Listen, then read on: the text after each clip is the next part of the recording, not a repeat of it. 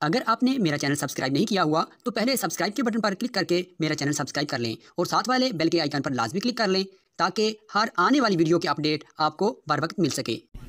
इसलिए मेरे अजीज़ों, इस्लाम ने वो निशानियां रब्बे जुल जलाल के वाहिद होने की और उसके ताकतवर होने की रखी हैं जिसको आज तक दुनिया इनकार नहीं कर सकी और कुरान के इस मौजज़े को आज तक कोई चैलेंज नहीं कर सका। मैं साइंसदानों से भी कहता हूं, आपको एक बात ये भी मैं बता दूं, अभी 18वीं सदी की बात है। 18वीं सदी में अमेरिका का सफर करने वाले एक साइंसदान ने एक नई चीज का इंकशाफ किया। अटलांटिक ओशियन में या समंदर के एक हिस्से में एक ऐसी जगह है जो बिल्कुल ही डार्क है, डार्क स्पेस उसको कहते हैं, यानी वहां रोशनी बिल्कुल नहीं, सूरज की एक किरण भी वहां नहीं आती, इतना वहां पर, इतनी वहां तारीकी है। ये कब? 18वीं सदी में, यानी आज से 200 साल पहले की बात है। उसने इंकशाफ किया, दुनिया को बताया, मैंने एक ऐसी जगह देखी, बहुत ही डार्क है, बहुत अंधेरा है। वो जब वापस आया तो उलमाए रब्बानीयीन ने सूरह नूर की कुरानी आयतें पढ़ी। अल्लाह फरमाता है कि इज़ा अखरज यदहु लम यकद यराह व मन लम यजअलिल्लाहु लहू नूरन फमा लहू मिन नूर। अल्लाह फरमाता है हमने कायनात में एक ऐसी जगह रखी है कि उस पे अंधेरियों पर अंधेरियां हैं, अगर तुम हाथ भी निकालोगे तो हाथ भी नजर नहीं आएगा, हाथ भी नजर नहीं आएगा। ये कहाँ का? ये इल्मुल बहर जिसको कहते हैं, समंदरों का इल्म रखने वाला, जो पूरी जिंदगी समंदरों की खोज में लगा दिया, वो ला करके बताया। उसने सोचा मैं बहुत बड़ा तीर मारा हूं, लेकिन जब बताया कुरान पढ़ने वालों ने कि ये तो कुरान में है, अल्लाह फरमा रहा है एक डार्क स्पेस है कायनात में जहां तुम हाथ भी निकालोगे तो नहीं नजर आएगा, इतना डार्क है। वो सटपटा गया, परेशान हुआ, मैं इसकी तहकीक करूंगा। ये कुरान में आई कैसे बात? सबसे पहला दुनिया का मैं इंकशाफ करने वाला हूं, मैं इसको सबको बताने वाला पहला फर्स्ट आदमी मैं हूं। ये पहले से कहां से आ गई कुरान? फिर वही दो बातें मैं बताता हूं मेरे अजीजों। उसको भी यही झटका लगा कि ये कुरान उस जमाने में नाजिल हुआ जब साइंस का वजूद नहीं था, और उस पर नाजिल हुआ जिसको दुनिया में किसी ने सिखाया नहीं था। बाद में फिर उसने ये सोचा शायद हो सकता है प्रॉफेट मोहम्मद सल्लल्लाहु अलैहि वसल्लम समंदरों का सफ़र बहुत करते होंगे, उनके समंदरों के सफ़र में शायद कभी ये जगह आ गई होगी, इसलिए उन्होंने अपने मन से कुरान में ये लिख दिया होगा। उसने ये नतीजा निकाला। लेकिन दूसरे ही दिन उसे फिर बड़ा झटका ये लगा कि जब सीरत मुस्तफ़ा पढ़ा उसने, अल्लाह अकबर, हुजूर की 63 साला जिंदगी में आपने एक मर्तबा भी समंदर का सफर किया ही नहीं। ये बहुत बड़ा झटका लगा कि वो मोहम्मद सल्लल्लाहु अलैहि वसल्लम कभी पूरी जिंदगी में समंदर का सफर किए ही नहीं। मेरे अजीजों, इस बात में गलत फहमी में ना आना कि वह समंदरों को नहीं जानते थे। वो मेराज का सफर करने वाला रसूल समंदरों को जरूर जानता है, लेकिन ये हिकमत इलाही थी कि कभी समंदर के सफर करने का इत्तेफाक नहीं हुआ। अब उसे झटके भर झटका ये लगा जो कभी समंदर को गया ही नहीं, वो अगर अटलांटिक ओशियन में मौजूद डार्क स्पेस को बताता है तो जरूर वो अपने पेट से नहीं बता रहा है, वही उसको बताया होगा जिसने डार्क स्पेस बनाया है। यही अल्लाह रब्बुल इज्जत के वहदानियत की निशानियां हैं, उसके वजूद की निशानियां हैं। कुरान पढ़ो, इसमें बहुत सारी चीजें, जिन्होंने ये इंकशाफ किया कि कुछ समंदरों में ऐसे अल्लाह रब्बुल इज्जत ने बनाया है, वो भी आपको मिल जाएंगे। दो समंदर मिलते हैं और दोनों का रंग अलग है, एक समंदर नीला है, एक समंदर पीला है, दोनों का टेस्ट भी अलग है, इधर का मीठा, इधर का खारा नमकीन है, लेकिन वो बहुत दूर तक मिलते हुए जाते हैं। लेकिन इसका पानी उसमें नहीं आता, उसका पानी इसमें नहीं आता। क्यों नहीं आता?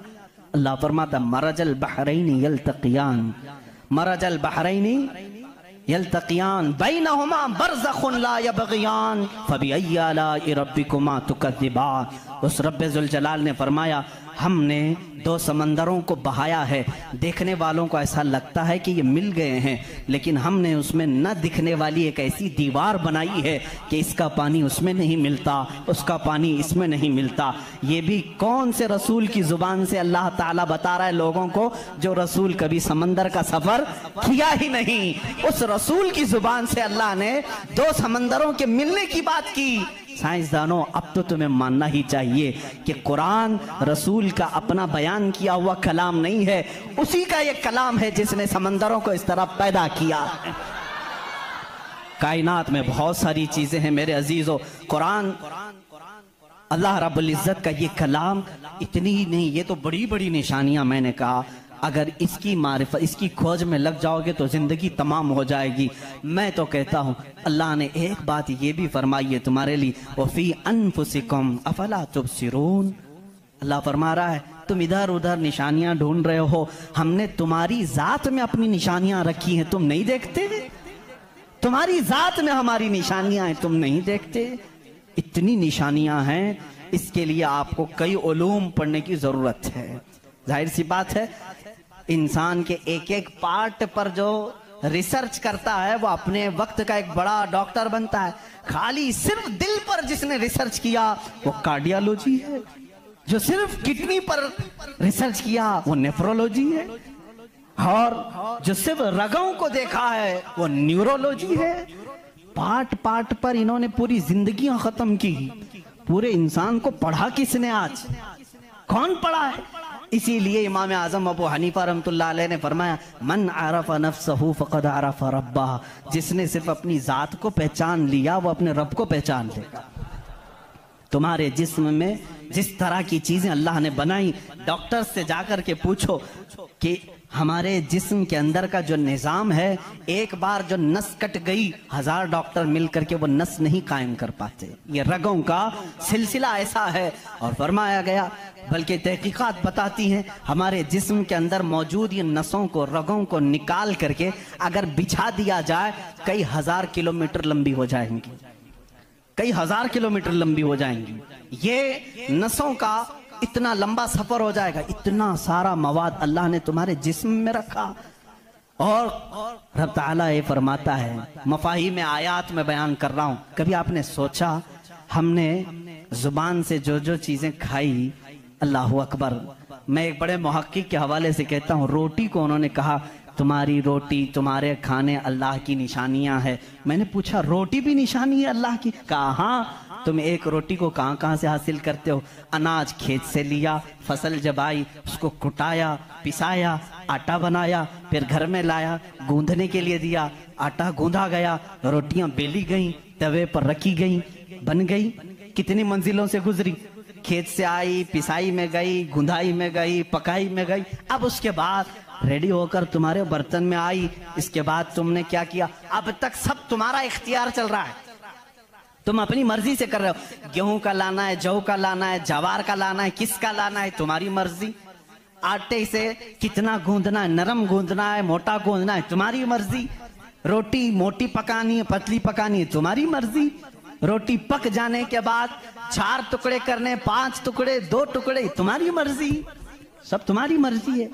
इसके बाद तुम चबा करके खा गए, उस रोटी को चबाकर खा गए, निगल गए। ये रोटी जब हलक से उतर गई, अब तुम्हारी मर्जी नहीं है। उस एक ही रोटी से गोश्त भी बनता है, उसी एक रोटी से खून भी बनता है, उसी एक रोटी से मनी भी बनती है, उसी एक रोटी से पीप भी बनता है, उसी एक रोटी से कफ और बलगम भी बनता है, उसी एक रोटी से सब चीजें बन जाने के बाद हमारे फुजलात भी निकलते हैं। मैं नहीं समझ पाया, ऐ मेरे अजीजों मुझे बताओ, एक रोटी लो, उसके एक टुकड़े से तुम गोश्त बना के दिखाओ, दूसरे टुकड़े से तुम खून बना के दिखाओ, तीसरे टुकड़े से तुम पीप बना के दिखाओ, चौथे टुकड़े से तुम बलगम बना के दिखाओ, नहीं कर सकोगे। इसलिए कि सिर्फ गूंदने पकने तक तुम्हारी मर्जी चलती है, हलक से नीचे उतर जाने के बाद खुदा कदीर जब्बार का निजाम चलता है। तुम्हारे रिस्क में उसकी निशानियां हैं। कौन है जो बनाता है हमारे जिस्म के अंदर इस रोटी से हमारे जिस्म का हिस्सा? पूछो, जाकर किसी से भी पूछो, ये हमारा जिस्म मोटा ताज़ा गोश्त कैसे बन गया? ये खाने अच्छे खाओगे इससे बन गया। हमने कहा हम खाने काजू बादाम भी खा रहे हैं तो भी गोश्त बन रहा है, रोटी खा रहे हैं तो भी गोश्त बन रहा है, चावल खा रहे हैं तो भी गोश्त बन रहा है। और खून ऐसा लिक्विड है कि बाजार में मिलता नहीं, किसी इंसान का ही लेना पड़ता है। इसको कौन बनाया है? कहा इसको भी रोटी से ही बनाया है, काजू बादाम से ही बनाया है, फलों से ही बनाया है।